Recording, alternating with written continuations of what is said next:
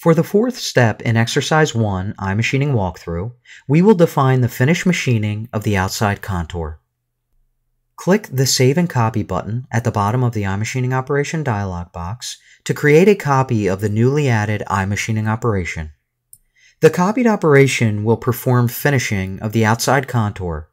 When the copied operation dialog box is displayed, choose iFinish for technology.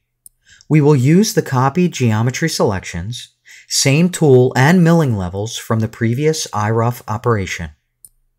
We'll also use the default technology wizard settings with a machining level aggressiveness of 3.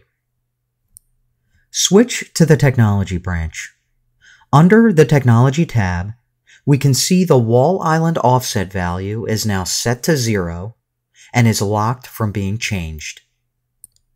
Under the iRest data tab, note that the previous iRough outside contour operation appears in the parent operation combo box.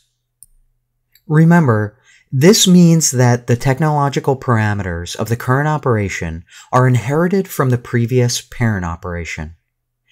These 3 important values are used for calculating rest material. Let's name this operation iFinish outside contour. Click Save and Calculate, then click Simulate to simulate the operation in the Solid Verify mode. Using the slider, first slow the simulation speed down, and then press the play button. The finishing is performed in a single cutting pass.